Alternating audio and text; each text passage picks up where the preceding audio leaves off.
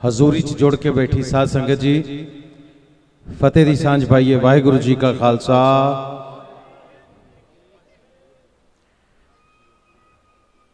साहिब सच्चे पातशाह जुगो जुगो अटल गुरु ग्रंथ साहब जी सिर्फ एक धर्म का नाम नहीं है, एक ग्रंथ का नाम नहीं है, मार्गदर्शक जीवन नू और इस संसार नू दिशा देने वाला ये मार्ग है जिहड़ा असीं कहने हैं कि सच्चे मार्ग चलदे हां उस्तत करे जहान। वो सच्चा मार्ग लभना कित्थों है, उस्तत किवें खटनी है, किवें पता लगेगा वो सच्चा मार्ग कित्थे है। सिर्फ सुन लैण नाल नहीं पता हुंदा कि कोई रस्ता कलकत्ते वाल नूं जांदा है, पता होना चाहिए वो रस्ता किहड़ा जिहड़ा कलकत्ते वाल नूं जांदा है। सुन के नहीं पता लगता। ये वो मार्ग है जुगो जुग अटल साहिब सच्चे पातशाह गुरु ग्रंथ साहब, ये मार्ग है जिहड़ा उस पासे वाल नूं जांदा है। अकाल पुरख दी जग दी जोत तुहानूं दिखाउंदा है, ये वो मार्ग है। पर इस मार्ग दा जे पता भी लग गया, इस मार्ग बारे तुहानूं जानकारी कौन देगा, दसेगा कौन? ਉਹਦੇ ਲਈ साहब सच्चे पातशाह ने परमात्मा ने अकाल पुरख ने विरले ही बंदे इस धरती के उत्ते भेजे है। पहलों उन्होंने अपना संपूर्ण ज्ञान होना चाहिए, जिहड़ा ज्ञान उन्होंने तुहानूं देना है। और वो विरलियां पुरखां दे विचों, विरलियां शख्सियतां दे विचों वो एक अदुੱਤੀ शख्सियत सन साडे आदरयोग भाई साहब भाई निर्मल सिंह जी खालसा, जिन्हां ने गुरु दा मार्ग वंडिया संगत दे विच। सियाणी उम्र तो लैके बच्चियां तक नूं अपनी आवाज़ दे नाल मंत्र मुग्ध करके साहिब सच्चे पातशाह दे नाल जोड़िया। ये कोई आसान काम नहीं हुंदा, क्योंकि ये सब तो औखा मार्ग है। अजकल असीं इन्ने होर भौतिक पदार्थां दे विच मशगूल हाँ, इन्ने ज्यादा असीं रुझे हाँ अपनियां अन्नियां दौड़ां दे विच, मिर्ग तृष्णा दे विच भटके हुए लोग हाँ असीं सारे। उन्हां नूं आत्मक तौर ते गुरु महाराज दे नाल जोड़ना कोई आसान काम नहीं। ये उन्हां दी आवाज़ दी कशिश सी, उन्हां दी कला दा, उन्हां दे हुनर दा अपना एक प्रतख प्रमाण सी कि वो अज पूरे संसार दे विच भाई निर्मल सिंह जी खालसा जी नूं उन्हां दी शख्सियत करके, उन्हां दी कला करके, उन्हां दे गायन करके जानिया जांदा। और पूरा संसार जिहड़ा भी इस गायकी नूं समझदा है वो उन्हां दा अज भी कायल है। और इस भैड़े समय ने, इस अजीबो गरीब बरतारे ने जो समा सानू पिछले साल इत्थे दिखाया सी, वो कदे भी लोकां नूं भुलना नहीं कि उस अकाल पुरख दी एक साजी नवाजी रूह जिन्हें हमेशा रूहां तक सुकून ही दिता होवे। जदों जो पिछले, मैं दोहराना नहीं चाहता, जो मंजर देखण नूं मिले सानू उदों सोशल मीडिया ते होर पासे, वो हमेशा ही साडे मनां दे विच एक चीज़ पैदा करते रहणगे। क्योंकि समय समय ते सब ने जाना हुंदा है, किसी ने नहीं इस धरती के उत्ते सदीवी रहना, पर कोई भी चीज़ है समय नाल चंगी लगती है। और किसी तरीके नाल जदों हुंदी समझ आउंदी है। भाई साहब दा चले जाना सच मन्निओ इदां लग्या सी जिद्दां कालजे नूं हत्थ पै गया होवे, तुहाडे अंदरों कोई चीज़ कढ के लै गया होवे। और किन्ने दिन संगतां नूं इस गल दा सबर ही नहीं आया, लोकां नूं लगा ही नहीं कि साडे नाल आह घटना वापर गई है कि भाई साहब भाई सरदार निर्मल सिंह जी खालसा अज साडे कोलों इदां विछोड़ा दे गए ने। अज तक संगत ये गल मन्नण नूं तैयार नहीं। सो ये सिर्फ ते सिर्फ उन्हां दा परिवारक घाटा नहीं है, क्योंकि जिथे साडे वीर मस्कीन सिंह, भाई साहब अमितेश्वर सिंह, उन्हां दियां बाकी परिवारक हस्तियां सारियां, उन्हां दी बेटी, उन्हां दे धर्म पत्नी, उन्हां दा परिवारक घाटा तो है ही है, पर कौम नूं एडा वड्डा घाटा पिया सरदार निर्मल सिंह हुणां दे जान नाल। क्योंकि वो अपने आप दे विच जिवें हुणे डॉक्टर सरदार गुरनाम सिंह जी बड़े सोहणे शब्दां च कह के गए ने कि वो एक गायन गायक कलाकार नहीं सन कि शब्द गायन करते सन, वो शैली सी। ये शब्द नूं समझो, शैली ये बहुत वड्डा शब्द है। वो एक अपने आप दे विच मुकम्मल संस्था सी। उन्हां तो बिना उस कला नूं समझण वाले भी बहुत घट ने, ते उस कला दा अगे पसार करना तो किसी दे वस दी गल ही नहीं, क्योंकि 31 रागां दे विच दर्ज बाणी है जिहड़ी गुरु ग्रंथ साहिब जी दे विच, उन्हां 31 रागां नूं समझना ते उन्हां रागां दे अनुसार गाउणा ये हर किसी दे वस दी गल नहीं।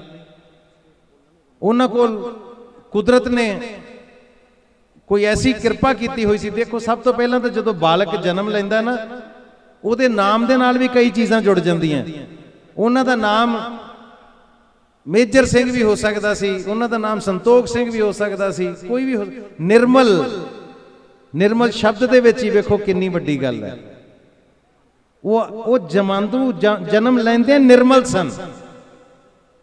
वो खूबी मालक सच्चे पातशाह ने उन्हां नूं लद के भेजिया सी नाल उहदे।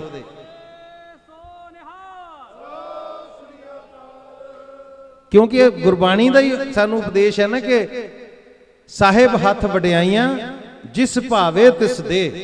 सो वो साहिब सच्चे पातशाह नूं अकाल पुरख नूं इसे तरह ही पाउंदे सन कि तुसीं ये कारज जाके संसार दे विच करना। मैं पहलों बेनती कीती है कि ये अज राग किसी ने तय नहीं कीते किहड़े राग नूं किवें गाया जाएगा। बहुत अफसोस नाल कहना पैंदा कि बहुत सारे साडे कई ऐसे कीर्तनियां भी ने जिन्हां ने सिर्फ ते सिर्फ तर्जा ही गाइयां, फिल्मी तर्जा गा गा के। शब्द नूं जे असीं कोई गुरु ग्रंथ साहब जी दे शब्द नूं इधर उधर कर दिंदे आ ना, ते संगत नूं बहुत अफसोस हुंदा है। संगत उस गल ते निराश हुंदी है, नाराज हुंदी है कि एक शब्द जिहड़ा सी वो गुरु ग्रंथ साहब जी दा इधर उधर करके बोलता किसी ने। पर कितने अफसोस की गल है कि बड़े कीर्तनियां ने रागां दे राग इधर उधर करके बोलते, किसी ने नोटिस ही नहीं लिया। ये बहुत वड्डा है भी मैं समझदा अपने आप च एक माड़ी गल है कि जदों गुरु साहब सानू राग मैंशन करके दे के गए ने, उस मेरे वर्गे बंदे दी औकात नहीं, मैनू पता नहीं लगता कि राग किहड़ा है, किवें गाया जांदा है। पर जिन्हां नू ज्ञान है, जिन्हां नू पता है, वो इस गल दे दर्द नू भी समझते होणगे कि गुरु महाराज दे दसे हुए राग तो बाहर होके अपनियां तर्जां गाउणियां, ये भी अपने आप दे विच बहुत मंदभागा। पर असीं शुक्रगुजार उस अकाल पुरख दे कि उन्होंने सानू समय समय ते इस तरह दे हीरे भी दिते कौम नू कि जिन्हां ने गुरु साहब दे सिर्फ उपदेश नू ही नहीं, उन्हां दे आदेश नू भी समझिया, उन्हां दा आदेश पालन किया, आदेश दा पालन किया कि इस शब्द नू इसे बंदिश विच, इसे राग दे विच गाया जाएगा। और वो भाई निर्मल सिंह जी खालसा सानू अजीम खजाना दे के गया उस गायकी दा। जिवें डॉक्टर साहब हुणे बोल रहे सी आसा दी वार, और मैं डॉक्टर साहब की इस गल नाल इन्ना सहमत हाँ कि मेरे फोन दे विच भी सिर्फ 2 ही रागी सिंघां दी आसा दी वार मेरे को हैगी है, मेरे स्टोर की हुई। पहलों भाई सुरजन सिंह जी दी, क्योंकि उन्हां दी भी बड़ी विंटेज वॉइस है। वो जो हारमोनीयम उन्हां दे नाल जो वजाउंदे सी, भाई सुरजन सिंह जी की आसा दी वार तो बाद कदे कोई उस सखीरे की आसा दी वार का गायन नहीं कर सकिया। जे उही आनंद तुहानू दोबारा कदे आया तो भाई साहब भाई निर्मल सिंह खालसा जी ने आसा दी वार च तुहानू उत्थे तक लैके गए ने जिथे महाराज ने आसा दी वार रचिया होएगा, जिथे रचना होएगी, रचना तक तुहानू लैके जांदी सी भाई साहब की आवाज़। और मैनू इस गल का हमेशा ही मलाल आउंदा जदों मैं शब्द सुनदा बाबा जी का, भाई साहब जी का बंबीहा अमृत वेले बोलिया, उदों एक कालजे नू खिच पैंदी है, धू पैंदी है कालजे नू कि बंबीहा अमृत वेले बोलिया, पर यह बंबीहा अज सदा लई खामोश हो गया। वो बंबीहे की आवाज़ हमेशा लई खामोश हो गई। सो कोई अनाउंसमेंट है भाई साहब नाल नाल करते जाओ। हाँ जी, हाँ जी। सो मैं सिर्फ बेनती ये करना चाहता सी कि अज बड़ियां गवर्नमेंट दीयां गाइडलाइंस ने, लोग डरे भी हुए ने, फिर भी संगत दूरों दूरों हम हमा के पहुंची है। मैं अपने आप नूं कल्ले नूं नहीं, मैं बेनती करना चाहुंदा कि अज मैं इत्थे आया तो मैं पूरी साडी फिल्म इंडस्ट्री नूं रिप्रजेंट करने वास्ते इत्थे आया, क्योंकि इस दस्सण वास्ते आया कि उन्हां दी साडे लोकां च, साडे ਕਲਾਕਾਰਾਂ ਦੇ ਵਿੱਚ ਬਹੁਤ ਉੱਚਾ ਸਥਾਨ ਹੈ, ਕਿਉਂਕਿ ਕਲਾਕਾਰ ਨੂੰ ਲੋਕ ਸੁਣਦੇ ਨੇ, ਪਰ ਅਸਲ ਕਲਾਕਾਰ ਹੁੰਦਾ ਜਿਹਨੂੰ ਕਲਾਕਾਰ ਵੀ ਬਹਿ ਕੇ ਸੁਣ, ਜਦੋਂ ਮਿਹਨਤ ਕਰਨ ਕਿ ਸੁਣਾਓ ਕੁਛ। ਸੋ ਉਹ ਖੂਬੀ ਸਾਹਿਬ ਸੱਚੇ ਪਾਤਸ਼ਾਹ ਨੇ ਬਖਸ਼ੀ ਸੀ ਭਾਈ ਨਿਰਮਲ ਸਿੰਘ ਜੀ ਨੂੰ। ਕਲਾਕਾਰ ਉਹਨਾਂ ਨੂੰ ਵੇਖ ਕੇ ਖਾਮੋਸ਼ ਹੋ ਜਾਂਦੇ ਸੀ, ਲੋਕਾਂ ਕੋਲੋਂ ਗਾਇਆ ਨਹੀਂ ਸੀ ਜਾਂਦਾ, ਚੁੱਪ ਕਰਕੇ ਸਾਹਮਣੇ ਬਹਿ ਜਾਂਦੇ ਸੀ, ਮਿਹਨਤ ਕਰਦੇ ਸੀ ਉਹਨਾਂ ਦੀ ਕਿ ਭਾਈ ਸਾਹਿਬ ਤੁਸੀਂ ਆ ਗਏ ਹੋ, ਬਾਕੀ ਸਭ ਕੁਝ ਬੰਦ, ਹੁਣ ਤੁਹਾਡੇ ਕੋਲੋਂ ਸੁਣਨਾ। ਔਰ ਮੈਨੂੰ ਪਤਾ ਮੈਂ ਵਕਤ ਜ਼ਿਆਦਾ ਨਹੀਂ ਲੈਣਾ, ਦੋ ਹੀ ਗੱਲਾਂ ਕਰਨੀਆਂ ਕਿ ਭਾਈ ਨਿਰਮਲ ਸਿੰਘ ਖਾਲਸਾ ਜੀ ਨੂੰ ਸਿਰਫ ਇੱਕ ਸਿਰਫ ਕੀਰਤਨੀਆਂ ਨਾ ਸਮਝਿਓ, ਉਹ ਬਹੁਤ ਵੱਡੇ ਵਿਦਵਾਨ ਸੀ। ਉਹਨਾਂ ਦੇ YouTube ਤੇ ਬੱਚਿਓ ਵੀਡੀਓ ਕੱਢ ਕੇ ਦੇਖਿਓ ਨੌਜਵਾਨੋ, ਜੋ ਵਿਦਵਤਾ ਉਹਨਾਂ ਦੇ ਕੋਲ ਸੀ, ਜੋ ਗਿਆਨ ਉਹਨਾਂ ਦੇ ਕੋਲ ਤੁਹਾਨੂੰ ਦੇਣ ਵਾਸਤੇ ਸੀ। ਉਹਨਾਂ ਨੇ ਕਿਤਾਬਾਂ ਵੀ ਲਿਖੀਆਂ, ਸ਼ਾਇਦ ਬਹੁਤ ਘੱਟ ਲੋਕਾਂ ਨੂੰ ਪਤਾ ਹੋਣਾ। ਉਹਨਾਂ ਦੀਆਂ ਲਿਖੀਆਂ ਕਿਤਾਬਾਂ ਤੱਕ ਵੀ ਜਾਇਓ, ਇੱਕ ਇੱਕ ਸ਼ਬਦ ਦੇ ਵਿੱਚ ਤੁਹਾਨੂੰ ਜ਼ਿੰਦਗੀ ਦਾ ਇੱਕ ਇੱਕ ਮੂਲ ਮੰਤਰ ਸਮਝ ਆਏਗਾ। ਉਹਨਾਂ ਦੀ ਵਿਦਵਤਾ ਨੂੰ ਜ਼ਰੂਰ ਪੜ੍ਹਿਓ, ਉਹਨਾਂ ਦੀ ਵਿਦਵਤਾ ਨੂੰ ਜ਼ਰੂਰ ਜਾਣਿਓ। ਦੂਸਰੀ ਗੱਲ, ਤੰਗ ਮਾਹੌਲ ਦੇ ਵਿੱਚ, ਤੰਗੀਆਂ ਤੁਰਸ਼ੀਆਂ ਦੇ ਵਿੱਚ ਪਲ ਕੇ ਵੱਡੇ ਹੋਣਾ, ਸ਼ਾਇਦ ਉਨੀ ਤਾਲੀਮ ਵੀ ਹਾਸਲ ਨਾ ਕਰ ਸਕੇ ਹੁਣ ਜਿੰਨੀ ਉਹ ਚਾਹੁੰਦੇ ਹੋਣ, ਪਰ ਉਹਨਾਂ ਦਾ ਤਲਫੁਜ਼ ਸੁਣਿਓ, ਤਲਫੁਜ਼, ਅਲਫਾਜ਼, ਜਿਹਨੂੰ ਪੰਜਾਬੀ 'ਚ ਅਸੀਂ ਕਹਿੰਦੇ ਹਾਂ, ਅੰਗਰੇਜ਼ੀ 'ਚ ਕਹਿੰਦੇ ਹਾਂ ਪ੍ਰੋਨੰਸੀਏਸ਼ਨ। ਇੰਨੀ ਸਫਾਈ, ਇੰਨੀ ਜ਼ਬਾਨ 'ਚ ਸ਼ੁੱਧਤਾ, ਜਦੋਂ ਜ਼ਬਾਨ ਸਾਫ਼ ਹੁੰਦੀ ਹੈ ਨਾ, ਉਦੋਂ ਤਾਂ ਇਦਾਂ ਦੇ ਪਾਕੀਜ਼ਾ ਲਫ਼ਜ਼ ਸਹੀ ਤਰ੍ਹਾਂ ਸਾਹਮਣੇ ਜਾਂਦੇ ਨੇ।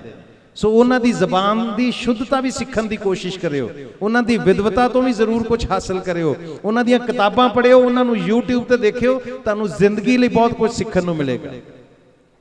ਔਰ ਮੈਂ ਅੱਜ ਇਹ ਕਹਿਣਾ ਚਾਹੁੰਦਾ ਕਿ ਸਾਰੀ ਸੰਗਤ ਅੱਜ ਇੱਥੇ ਸਾਨੂੰ ਜਿਹੜੀ ਸੁਣ ਰਹੀ ਹੈ, ਜਿਨ੍ਹਾਂ ਨੇ ਕੱਲ ਨੂੰ ਸਾਨੂੰ ਚੈਨਲਾਂ ਤੇ ਵੀ ਦੇਖਣਾ ਸੁਣਨਾ, ਕਿਉਂਕਿ ਸੋਸ਼ਲ ਮੀਡੀਆ ਸਾਰੇ ਕਵਰ ਕਰ ਰਹੇ ਨੇ, ਇਹ ਉਹ ਸਥਾਨ ਹੈ ਜਿੱਥੇ ਭਾਈ ਸਾਹਿਬ ਜੀ 5 ਤੱਤਾਂ 'ਚ ਵਿਲੀਨ ਹੋਏ ਸੀ। ਔਰ ਜੋ ਮੈਨੂੰ ਦੱਸ ਰਹੇ ਸਨ ਭਾਈ ਸਾਹਿਬ ਕਿ ਇੱਥੇ ਰੱਕੜ ਸੀ, ਭਖੜੇ ਸੀ, ਬੂਝੇ ਉੱਗੇ ਹੋਏ ਸੀ, ਇਹ ਥਾਂ ਉਜਾੜ ਸੀ। ਚਲੇ ਤਾਂ ਗਏ ਭਾਈ ਸਾਹਿਬ, ਪਰ ਮੈਂ ਅੱਜ ਇਹ ਕਹਾਂਗਾ ਕਿ ਚਲੇ ਨਹੀਂ ਗਏ, ਉਹਨਾਂ ਨੇ ਉਜਾੜ ਵਸਾਤਾ, ਇਹ ਵਸ ਗਿਆ ਅੱਜ ਤੋਂ ਬਾਅਦ। ਉਹਨਾਂ ਨੇ ਉਜਾੜ ਵਸਾਤਾ, ਇਹ ਹੁਣ ਵਸ ਗਿਆ। ਇੱਥੇ ਬਹੁਤ ਕੁਝ ਹੋਣਾ ਆਉਣ ਵਾਲੇ ਸਮੇਂ 'ਚ। ਸੰਗਤਾਂ ਨੇ ਇੱਥੇ ਆਇਆ ਕਰਨਾ, ਇਹ ਜਗ੍ਹਾ ਨੂੰ ਇੱਕ ਬਹੁਤ ਹੀ ਪਵਿੱਤਰ ਸਥਾਨ ਵਾਂਗੂ ਲੋਕਾਂ ਨੇ ਮੰਨਣਾ। ਇਹ ਜਗ੍ਹਾ ਜਿਹੜੀ ਅੱਜ ਵਸ ਗਈ, ਇਹ ਇਕੱਲੀ ਇਹੀ ਨਹੀਂ ਜਗ੍ਹਾ ਵਸੀ, ਇਲਾਕਾ ਵਸ ਗਿਆ। ਸਾਨੂੰ ਬੁਰਾ ਸਾਰਿਆਂ ਨੂੰ ਜ਼ਰੂਰ ਲੱਗਾ ਸੀ, ਪਰ ਸ਼ਾਇਦ ਸਤਿਗੁਰੂ ਹੀ ਇਹੀ ਚਾਹੁੰਦੇ ਸੀ ਕਿ ਇੱਕ ਥਾਂ ਐਸੀ ਹੋਵੇ ਜਿਹੜੀ ਨਿਵੇਕਲੀ ਹੋਵੇ, ਨਿਰੋਲ ਹੋਵੇ, ਜਿੱਥੇ ਨਾ ਤਾਂ ਕਦੇ ਕੋਈ ਇਸ ਤਰ੍ਹਾਂ ਗਿਆ ਹੋਵੇ ਜਿੱਥੋਂ, ਤੇ ਨਾ ਕੋਈ ਦੁਬਾਰਾ ਇਦਾਂ ਹੋਵੇ ਕਦੇ। ਸੋ ਇਹ ਜਗ੍ਹਾ ਵਸ ਗਈ ਅੱਜ ਬਾਬਾ ਜੀ ਦੇ ਨਾਲ। ਔਰ ਲਾਸਟ ਇਹੀ ਕਹਾਂਗਾ ਕਿ ਉਹਨਾਂ ਦੀ ਯਾਦ ਨੂੰ ਹਮੇਸ਼ਾ ਕਾਇਮ ਰੱਖਿਓ। ਸੰਗਤ ਜਿੱਥੇ ਵੀ ਸਾਨੂੰ ਸੁਣ ਰਹੀ ਹੈ, ਜਿੱਥੇ ਵੀ ਲੋਕਾਂ ਨੇ ਸੁਣਨਾ ਹੈ, ਜਿੱਦਾਂ ਡਾਕਟਰ ਸਾਹਿਬ ਨੇ, ਸਦਾ ਗੁਰੂ ਨਾਨਕ ਸਿੰਘ ਜੀ ਨੇ ਹੁਣੇ ਕਿਹਾ ਸੀ ਕਿ ਤਨ, ਮਨ ਤੇ ਧਨ, ਸੰਗਤ ਤੋਂ ਤਿੰਨਾਂ ਚੀਜ਼ਾਂ ਦੀ ਜ਼ਰੂਰਤ ਹੁੰਦੀ ਹੈ। ਜਿਹੜਾ ਸਿਰਫ ਤਨੋਂ ਆ ਕੇ ਸੇਵਾ ਕਰ ਸਕਦਾ, ਯਾਨੀ ਹੱਥੀ ਸੇਵਾ ਕਰ ਸਕਦਾ, ਉਹ ਵੀ ਆਵੇ ਇੱਥੇ। ਜਿਹੜਾ ਮਨੋਂ ਸੇਵਾ ਕਰ ਸਕਦਾ ਕਿਸੇ ਵੀ ਤਰੀਕੇ ਨਾਲ, ਭਾਵੇਂ ਘਰ ਬੈਠਾ ਹੀ ਕਰੇ। ਜਿਹੜਾ ਧਨ ਦੇ ਨਾਲ ਸੇਵਾ ਕਰ ਸਕਦਾ ਉਹ ਵੀ ਜ਼ਰੂਰ ਕਰੇ। ਇਹ ਪਵਿੱਤਰ ਯਾਦਾਂ ਜਿਹੜੀਆਂ ਨੇ, ਇਹ ਸਾਡੇ ਬੱਚਿਆਂ ਦਾ, ਆਉਣ ਵਾਲੀਆਂ ਨਸਲਾਂ ਦਾ ਸਰਮਾਇਆ। ਅਸੀਂ ਉਹ ਸਰਮਾਇਆ ਇੱਥੇ ਵਸਾ ਕੇ ਜਾਣਾ। ਸਾਧ ਸੰਗਤ ਜੀ, ਆਪਣੇ ਫਰਜ਼ ਤੋਂ ਭੱਜਿਓ ਨਾ, ਆਪਣੇ ਫਰਜ਼ ਤੋਂ ਮੁੱਕਰਿਓ ਨਾ। ਔਰ ਵਕਤ ਇਜਾਜ਼ਤ ਦੇਵੇ, ਅਗਲੀ ਵਾਰੀ ਸੰਗਤਾਂ ਬਹੁਤ ਆਉਣੀਆਂ ਚਾਹੁੰਦੀਆਂ ਹੋਣਗੀਆਂ, ਕਿਉਂਕਿ ਕੋਵਿਡ ਅਜੇ ਵੀ ਸਾਡੇ ਨਾਲ ਹੀ ਚੱਲ ਰਿਹਾ, ਉਹਨੇ ਛੱਡਿਆ ਨਹੀਂ ਸਾਨੂੰ। ਅਗਲੀ ਵਾਰੀ ਵਿਸ਼ਾਲ ਪੰਡਾਲ ਇੱਥੇ ਸਜਣਗੇ, ਔਰ ਉਹਨਾਂ ਨੂੰ ਹਰ ਸਾਲ ਇਸੇ ਤਰ੍ਹਾਂ ਇਸੇ ਜਗ੍ਹਾ ਤੇ ਯਾਦ ਕੀਤਾ ਜਾਂਦਾ ਰਹੇਗਾ, ਕਿਉਂਕਿ ਕਹਿੰਦੇ ਆ ਕੀਰਤਨੀਏ ਗੁਰੂ ਘਰ ਦੇ ਵਜ਼ੀਰ ਹੁੰਦੇ ਨੇ। ਔਰ ਇੱਕ ਮੈਂ ਸ਼ਬਦ ਕਹਿਣਾ ਚਾਹਾਂਗਾ ਕਿ ਉਹ ਵਜ਼ੀਰ ਹੁੰਦੇ ਨੇ ਗੁਰੂ ਘਰ ਦੇ, ਬਥੇਰੇ ਹੁੰਦੇ ਨੇ, ਪਰ ਸਾਰੇ ਵਜ਼ੀਰਾਂ ਦੇ ਉੱਪਰ ਇੱਕ ਵਜ਼ੀਰ ਆਲਾ ਹੁੰਦਾ, ਉਹ ਵਜ਼ੀਰ ਆਲਾ ਸਨ ਕੀਰਤਨ ਦੇ। ਸੋ ਗੁਰੂ ਘਰ ਦੇ ਵਜ਼ੀਰ ਆਲਾ, ਜਿਨ੍ਹਾਂ ਨੇ ਇੱਕ ਨਵਾਂ ਆਯਾਮ ਦਿੱਤਾ ਸਾਨੂੰ, ਬੱਚਿਆਂ ਨੂੰ। ਮੇਰੇ ਵਰਗੇ ਹੋਰ ਪਤਾ ਨਹੀਂ ਕਿੰਨੇ ਹੋਣਗੇ ਲੋਕ ਜਿਹੜੇ ਸ਼ਾਇਦ ਅੱਜ ਦੇ ਯੁੱਗ 'ਚ ਕਿਸੇ ਨਾ ਕਿਸੇ ਕਾਰਨ ਟੁੱਟ ਜਾਂਦੇ ਗੁਰਬਾਣੀ ਨਾਲੋਂ, ਸ਼ਬਦ ਕਲਾ ਦੇ ਨਾਲੋਂ, ਗਾਇਨ ਕਲਾ ਦੇ ਨਾਲੋਂ। ਇਹੋ ਜਿਹੇ ਕੁਝ ਪਰਮਾਤਮਾ ਦੀਆਂ ਭੇਜੇ ਹੋਏ ਲੋਕ, ਇਹੋ ਜਿਹੀਆਂ ਰੂਹਾਂ ਹੁੰਦੀਆਂ ਜਿਹੜੀਆਂ ਸਾਨੂੰ ਜੋੜ ਕੇ ਰੱਖਦੀਆਂ। ਸੋ ਹੱਥ ਜੋੜ ਕੇ ਇੱਕ ਵਾਰੀ ਫੇਰ ਭਾਈ ਸਾਹਿਬ, ਭਾਈ ਸਰਦਾਰ ਨਿਰਮਲ ਸਿੰਘ ਖਾਲਸਾ ਜੀ ਦੇ ਚਰਨਾਂ ਦੇ ਵਿੱਚ ਸ਼ਰਧਾਂਜਲੀ ਭੇਂਟ ਕਰਦੇ ਹਾਂ, ਔਰ ਤੁਹਾਨੂੰ ਸੰਗਤ ਨੂੰ ਬੇਨਤੀ ਕਰਦੇ ਹਾਂ ਕਿ ਉਹਨਾਂ ਨੂੰ ਸਰੀਰਕ ਤੌਰ ਤੇ ਚਲੇ ਗਏ ਨੇ, ਭੌਤਿਕ ਤੌਰ ਤੇ ਸਾਡੇ ਤੋਂ ਚਲੇ ਗਏ ਨੇ, ਪਰ ਉਹਨਾਂ ਨੂੰ ਕਦੇ ਵੀ ਇੱਥੋਂ ਜਾਣ ਨਹੀਂ ਦੇਣਾ। ਸਾਡੇ ਚੇਤਿਆਂ 'ਚ, ਸਾਡੀਆਂ ਗੱਲਾਂ 'ਚ, ਸਾਡੇ ਕੰਨਾਂ ਦੇ ਵਿੱਚ ਉਹਨਾਂ ਦੀ ਉਹ ਜਿਹੜੀ ਰਸਨਾ ਉਹ ਹਮੇਸ਼ਾ ਗੂੰਜਦੀ ਰਵੇ। ਭਾਈ ਨਿਰਮਲ ਸਿੰਘ ਜੀ ਨੂੰ ਅਸੀਂ ਆਪਣੀਆਂ ਯਾਦਾਂ 'ਚ, ਆਪਣੇ ਸੀਨੇ 'ਚ ਹਮੇਸ਼ਾ ਸੰਭਾਲ ਕੇ ਰੱਖਣਾ। ਔਰ मैं एक इजाजत चाहांगा, पात्र साहब दियां भी दो लाइनां मैनूं याद आ गई, बड़ियां खूबसूरत लाइनां सी उन्हां दियां भी कि मैं राहां ते नहीं तुरदा, मैं तुरदा हां ते राह बनदे। मैं राहां ते नहीं तुरदा, मैं तुरदा हां ते राह बनदे। सदियां तो मीलां लम्मे काफले इस गल दा गवाह बनदे। और असीं अज वादा करदे हां भाई साहब नाल, अगला आखिरी शेर उन्हां वास्ते कि उदों तक महफूज है तू साडे सीने दे विच, उदों तक महफूज है तू साडे सीने दे विच, जद तक जिस्म साडे नहीं सड़ के सवाह बनते। सो साध संगत जी, उन्होंने हमेशा सच्चे दिलों श्रद्धांजलियां भेंट करते रहिए। वाहिगुरू जी का खालसा, वाहिगुरू जी की फतेह।